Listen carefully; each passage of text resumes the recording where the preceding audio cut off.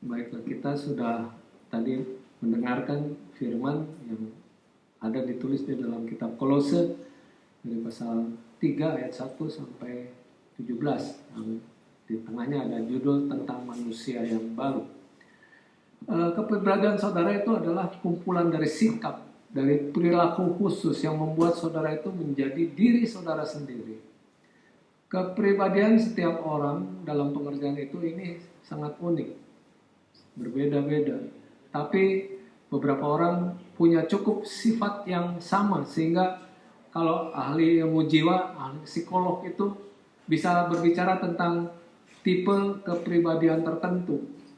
Kalau dalam bahasa Inggris ada yang disebutnya extrovert, introvert, ada yang impulsif, ada yang pasif, ada yang obsesif, ada kompulsif, ada yang posesif katanya.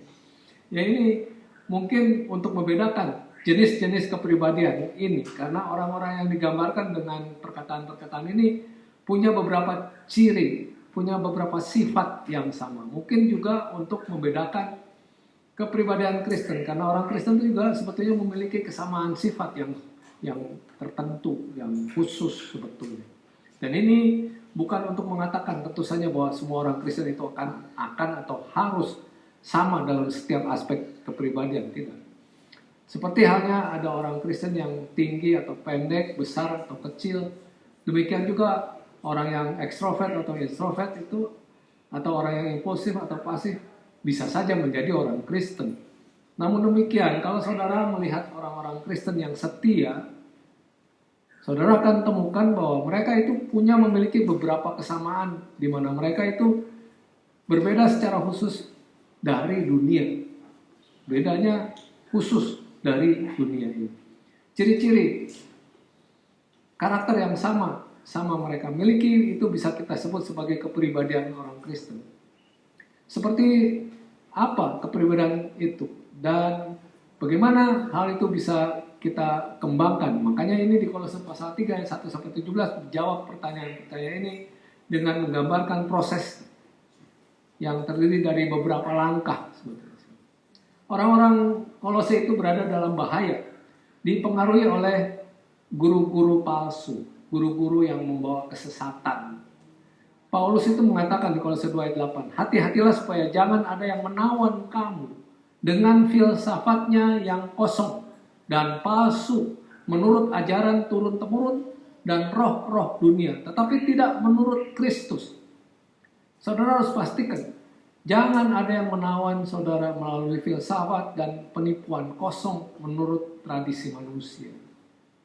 Guru-guru palsu ini nampaknya mengajarkan kombinasi dari filsafat, penyembahan berhala, atau dari Yudaisme.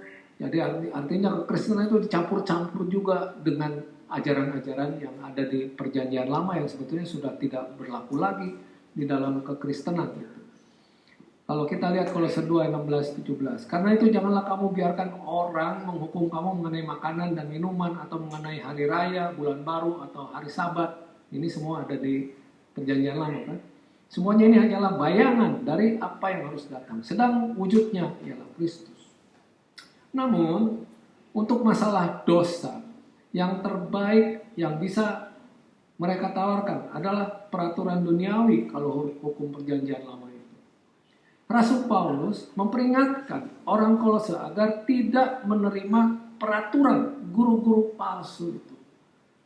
Paulus menulis di Kolose 2 ayat 20-22. Apabila kamu telah mati bersama-sama dengan Kristus dan bebas dari roh-roh dunia, mengapakah kamu menaklukkan dirimu pada rupa-rupa peraturan, seolah-olah kamu masih hidup di dunia? Jangan jamah ini, jangan kecap itu, jangan sentuh ini. Semuanya itu hanya mengenai barang yang binasa oleh pemakaian dan hanya menurut perintah-perintah dan ajaran-ajaran manusia. Jadi rupanya ini adalah jenis peraturan yang berfungsi untuk mengendalikan nafsu duniawi mereka sebelum mereka menjadi orang Kristen sebetulnya. Rasul Paulus mengatakan bahwa peraturan ini tidak tepat, tidak benar. Kolose 2 ayat 3 itu mengatakan, peraturan-peraturan ini walaupun nampaknya penuh hikmah dengan ibadah buatan sendiri, seperti merendahkan diri, menyiksa diri, Tidak ada gunanya selain untuk memuaskan hidup duniawi. Aturan dan batasan legalistik ini tidak akan pernah menjauhkan kita dari berbuat dosa sebetulnya. Apa yang akan menjauhkan kita dari berbuat dosa? Apa yang akan menjadi penghalang yang tepat dari kita berbuat dosa itu? Rasul Paulus menjawab pertanyaan itu dalam Kolose 3 ayat 14. Dan di atas semuanya itu, kenakanlah kasih sebagai pengikat yang mempersatukan dan menyempurnakan. Artinya apa? Kasih kepada Allah itu mematuhi segala perintah Tuhan, kan? Dan juga kasih kepada sesama, itu yang menyempurnakan kita.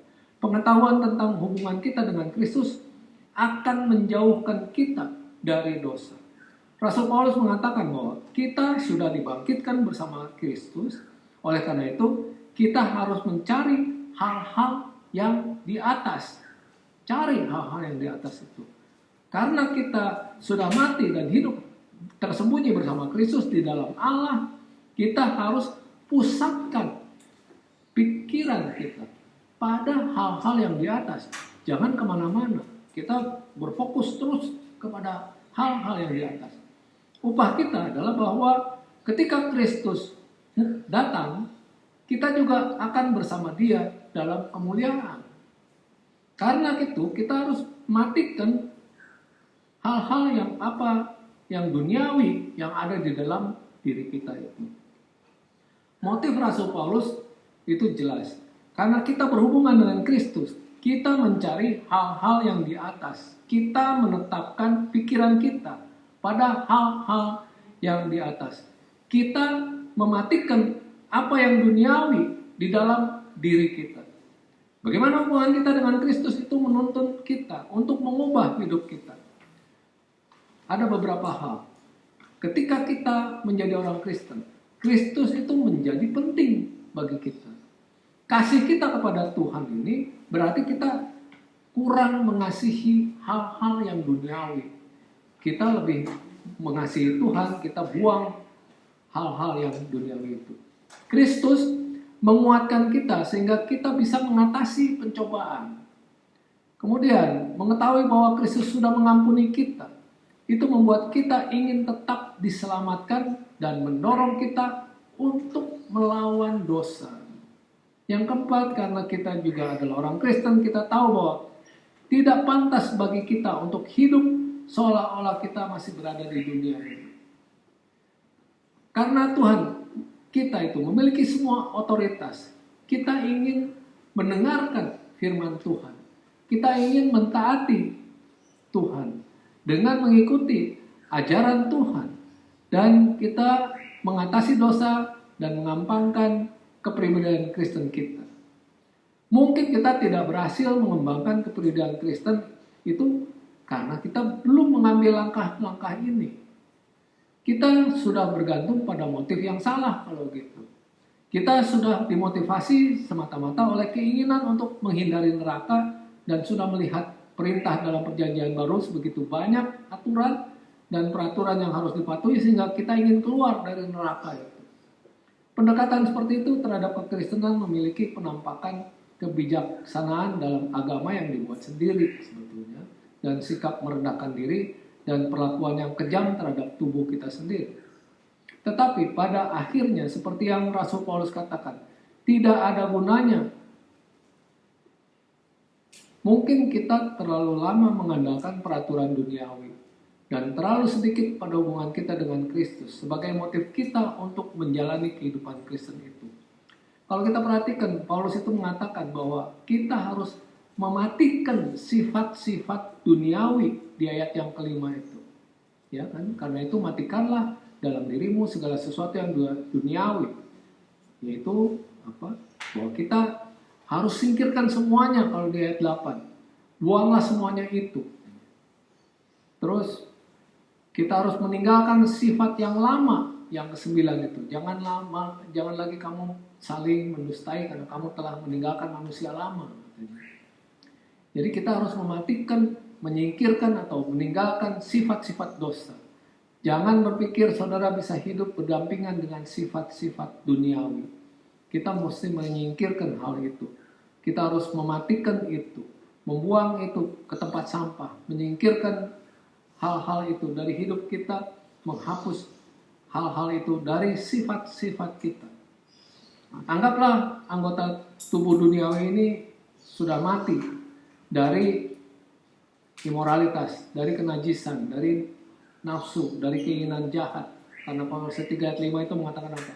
Karena itu matikanlah dalam dirimu segala sesuatu yang duniawi, yaitu percabulan, kenajisan, hawa nafsu, nafsu jahat, dan juga keserakahan yang sama dengan penyembahan berhala.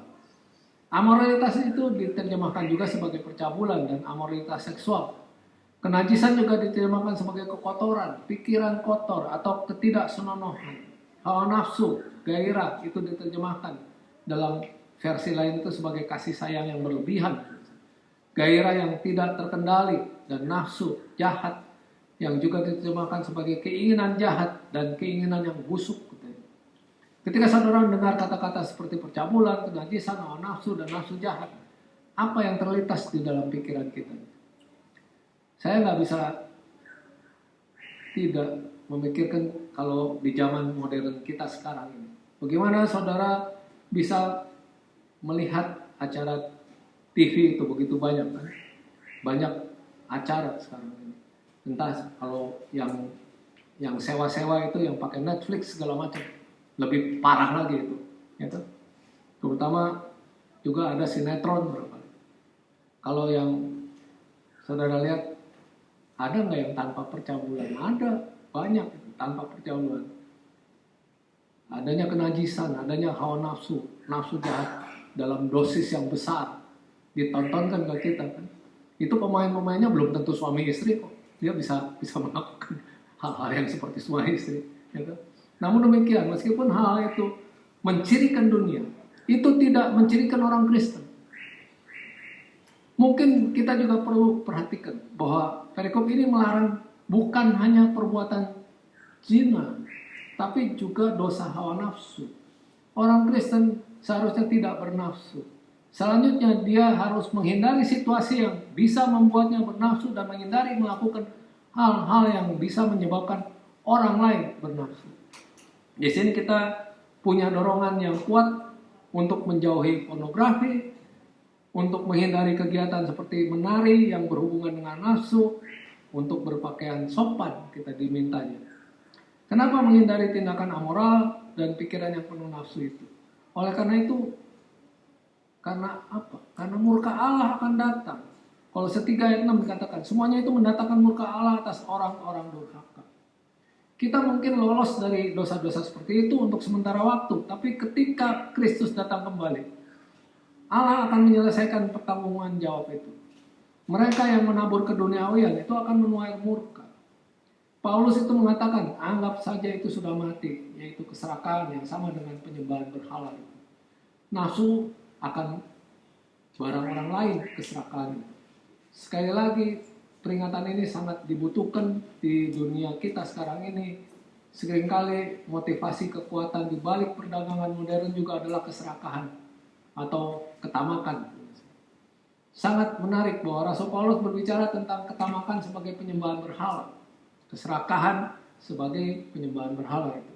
Kita tidak punya banyak penyembahan berhala di dunia modern kan. Sudah banyak orang tidak terbiasa menyembah berhala yang cuma dari kayu aja atau dari batu aja. Ada yang diukir-ukir, ada yang dibuat bentuknya kayak orang, gitu. Tapi ada banyak penyembahan berhala semacam ini. Orang-orang menempatkan benda-benda dalam berbagai bentuk di hadapan Tuhan itu, sehingga barang-barang itu sendiri menjadi Tuhan mereka. Itu adalah termasuk ketamakan. Itu adalah penyembahan berhala, dan itu adalah dosa, dan itu membawa murka Allah atas kita. Paulus itu mengatakan di ayat 8, tapi sekarang buanglah semuanya ini, yaitu marah, geram, kejahatan, fitnah, kata-kata kotor yang keluar dari mulutmu. Amarah, murka, kedengkian, kita harus singkirkan itu. Yang juga diterjemahkan sebagai kemarahan yang jahat. Sebetulnya tidak selalu salah untuk marah. Efesus 4 ayat 26 dikatakan, apabila kamu menjadi marah, janganlah kamu berbuat dosa. Janganlah matahari terbenam sebelum padam amarah. Tapi jenis kemarahan tertentu itu salah. Segala jenis kemarahan itu bisa mengarah pada perbuatan salah. Jadi harus kita singkirkan amarah itu. Rasul Paulus juga mengatakan bahwa kita harus menyingkirkan murka yang saat diterjemahkan sebagai amarah yang meluap-luap itu. Dan sebagai hasrat, kebencian, dendam, kedengkian, maksud jahat yang juga itu harus disingkirkan. Bukan saja kita harus menghindari kehilangan kesabaran, kita juga tidak boleh menyimpan dendam, menyimpan kebencian di hati kita terhadap mereka yang sudah menganiaya kita. Paulus mengatakan, jangan lagi kamu saling mendustai, karena kamu telah menanggalkan manusia lama serta kelakuannya. Jadi kita harus singkirkan fitnah, yang diterjemahkan dalam versi lain itu sebagai penghujatan. Kata-kata jahat tentang Tuhan, mengutuk, percakapan kotor dari mulut, percakapan kotor dan berbohong. Orang Kristen berusaha untuk mengendalikan lidahnya, untuk menghindari dosa dengan bibirnya dengan cara apapun juga.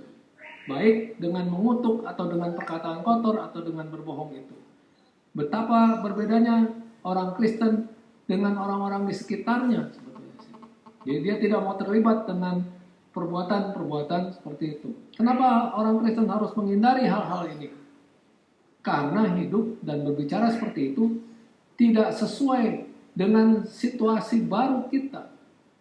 Mengenai dosa-dosa ini, Rasul Paulus itu mengatakan di ayat 7, dahulu kamu juga melakukan hal-hal itu ketika kamu hidup di dalamnya. Dulu oke, sebelum jadi Kristen. Tapi sudah jadi Kristen, jangan lagi. Tapi saudara harus singkirkan semuanya itu.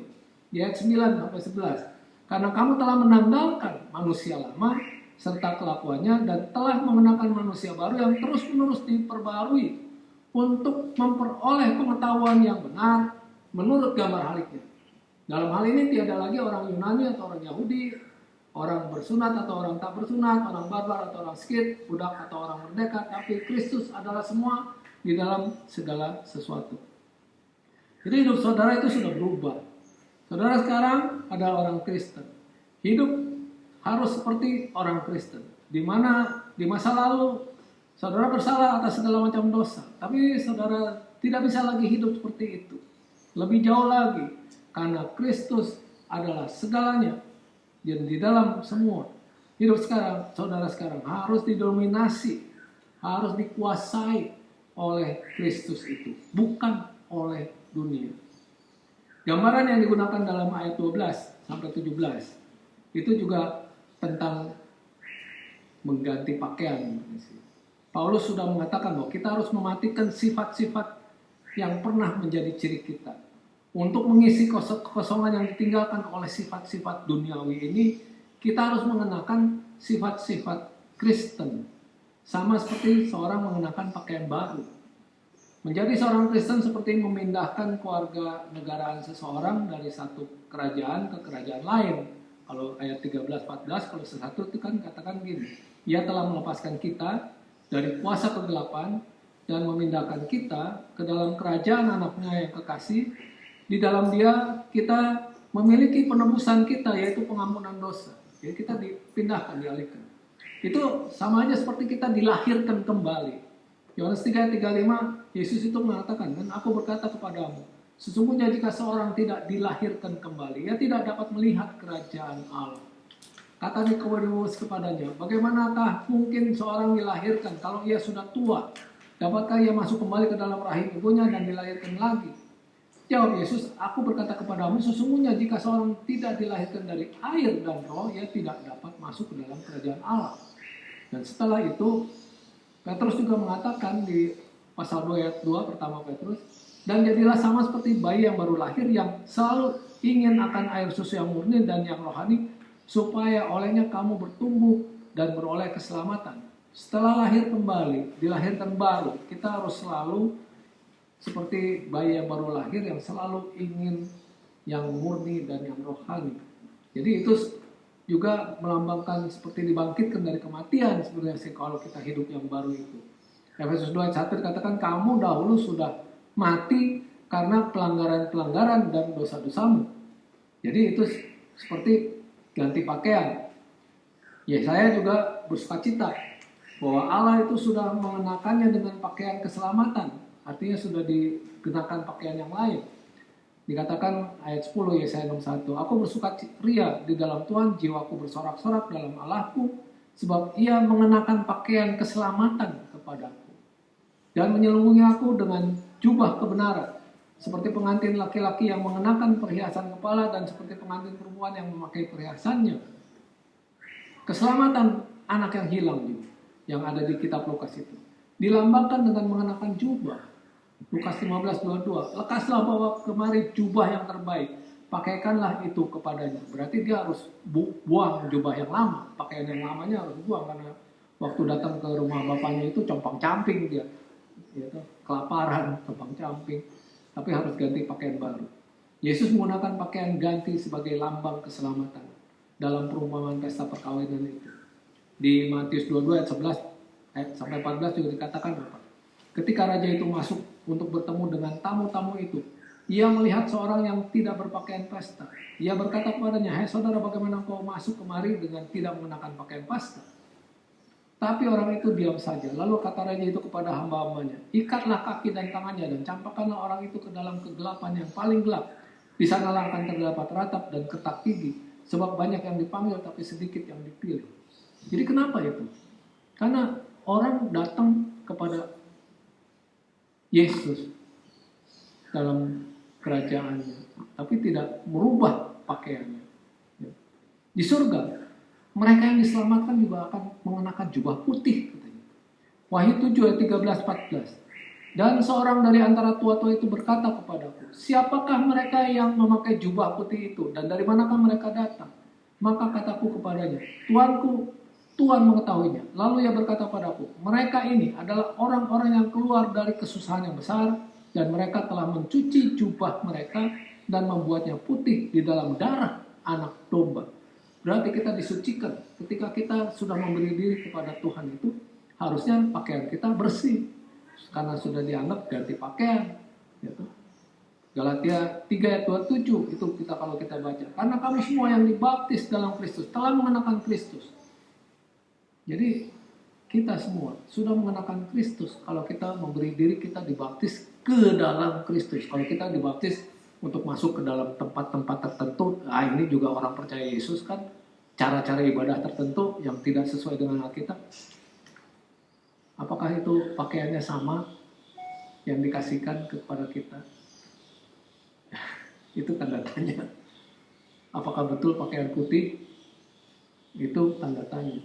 Seperti yang dikatakan di salah satu terjemahan, kamu semua telah mengenakan Kristus itu sebagai pakaian. Meskipun dalam Kolose 3 ayat 1-3 itu, Paulus menyamakan transformasi, perubahan hidup orang Kristen dengan kebangkitan. Paulus juga mengatakan itu sama seperti pakaian ganti. Gitu. Jadi, saudara mengesampingkan diri lama dengan praktek-praktek jahatnya dan telah mengenakan diri yang baru. Dan karena itu sebagai orang-orang yang telah dipilih Allah, kudus dan terkasih, menaruh hati yang penuh belas kasihan, hati yang penuh kemurahan, kerendahan hati, kelemah lembutan, dan kesabaran. Pemikirannya seperti ini. Saudara sudah mati untuk kehidupan lama, saudara sudah dibangkitkan ke kehidupan baru, sekarang saudara harus mengenakan pakaian baru. Ganti pakaian saudara, kenakan jenis pakaian yang sesuai dengan status baru saudara itu.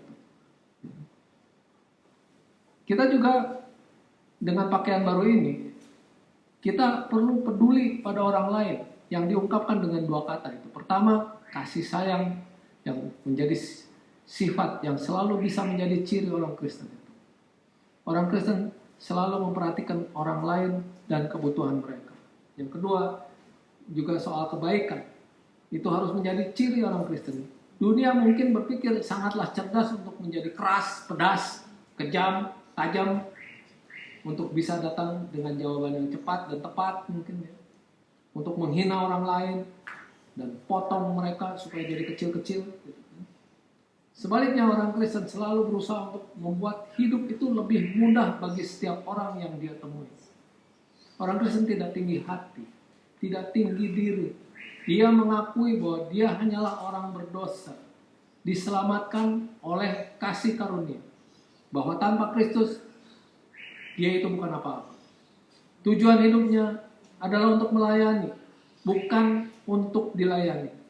Yang kedua adalah kelemah lembutan. Kelemah lembutan itu bukan kelemahan. itu adalah kekuatan di bawah kendali. Orang Kristen menunjukkan kelemah lembutan dengan memperlakukan orang lain itu dengan lemah lembut.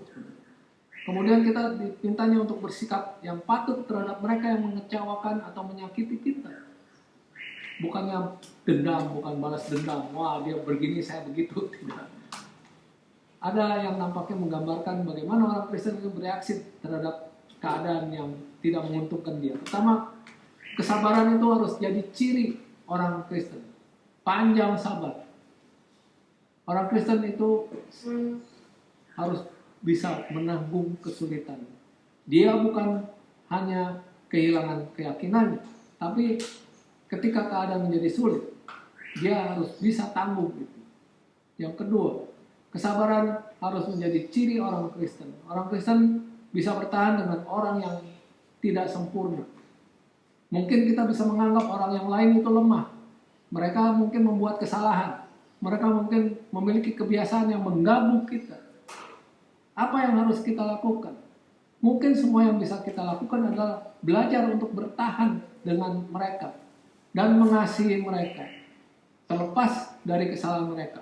Kalau bisa kita bimbing mereka supaya mereka melepaskan diri dari kelemahan-kelemahan mereka, supaya kita dorong mereka supaya menjadi sama seperti kita, bahkan supaya kita juga sama menjadi seperti Kristus. Pengampunan harus menjadi ciri orang Kristen itu. Kolose 3:13, sabarlah kamu terhadap seorang yang lain dan ampunilah seorang akan yang lain. Apabila seorang menaruh dendam terhadap yang lain, sama seperti Tuhan telah mengampuni kamu, kamu perbuat jugalah demikian. Bahkan kita disuruhnya mengasihi siapa? Mengasihi musuh kita. Orang-orang yang menganiaya kita harus kita kasih.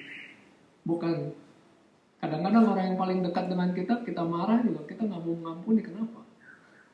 Yang kita kenal lihat-lihat. Padahal yang menjadi musuh harus kita kasih juga. Bahkan di dalam jemaat, para anggota cenderung punya keluhan satu sama lain biasanya. Lalu gimana? Meskipun kita tidak boleh melupakan ayat-ayat lain yang mengajarkan kita untuk datang ke satu sama lain. Intinya adalah kita harus saling mengampuni, saling memaafkan.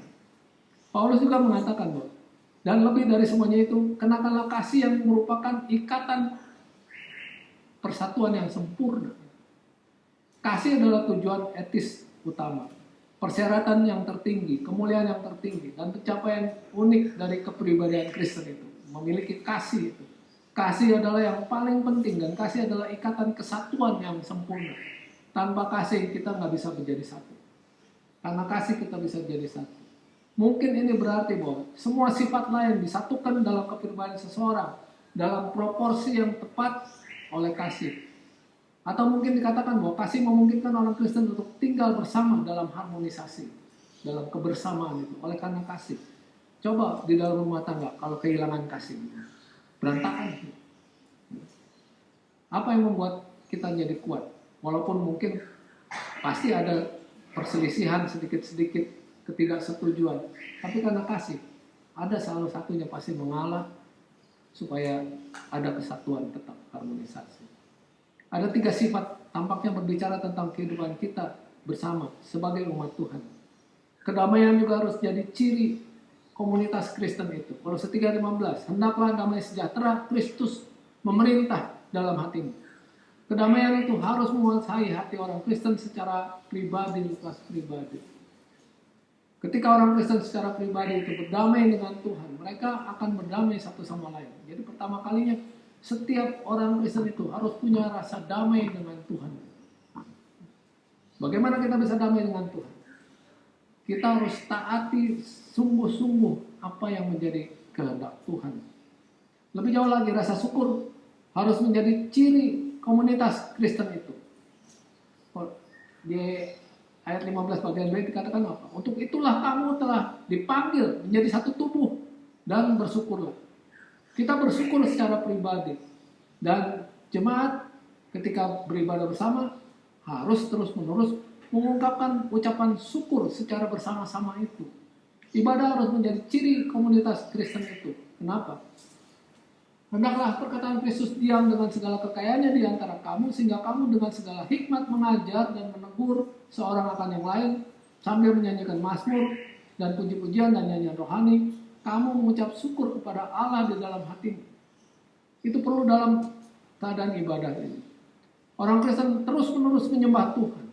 Secara khusus, orang Kristen adalah orang-orang yang memuji Tuhan dan saling menasehati di dalam pujian. Jadi mari kita coba menggambarkan kepribadian Kristen itu. Bagaimana saudara mengenalinya kalau saudara melihatnya? Bayangkan seseorang yang sudah diselamatkan oleh Kristus, yang karena itu sudah mengabdikan dirinya sepenuhnya kepada Tuhan. Hal-hal rohani daripada hal-hal duniawi itu menguasai hidup orang Kristen itu. Dia menghabiskan waktu untuk memikirkan apa yang sudah Kristus lakukan untuk dia. Tujuan dia adalah menjadi apa yang Kristus inginkan. Dia menganggap dirinya tenggelam dalam Kristus dan menantikan hari ketika dia akan bersama Kristus di dalam kemuliaan itu. Sementara itu, orang ini melakukan yang terbaik untuk meninggalkan keduniawian. Dia mencoba menjadi seperti Kristus. Dia berbelas kasih, baik hati, rendah hati, lemah lembut, sabar, tahan nafsu, pemaaf dan pengasih. Dia damai di dalam dirinya dan damai dengan orang lain. Dia selalu bersyukur kepada Tuhan. Singkatnya, orang yang berkepribadian Kristen itu berusaha sebaik mungkin untuk mentaati Tuhan. Kolose 3:17 itu katakan, dan segala sesuatu yang kamu lakukan dengan perkataan dan atau perbuatan, lakukanlah semuanya itu di dalam nama Tuhan Yesus, sambil mengucap syukur oleh Dia kepada Allah Bapa kita.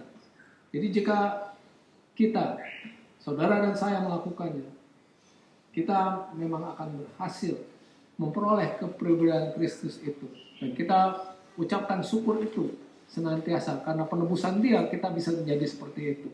Kita ingat ini di dalam perjamuan Tuhan yang akan kita lakukan setiap hari Minggu.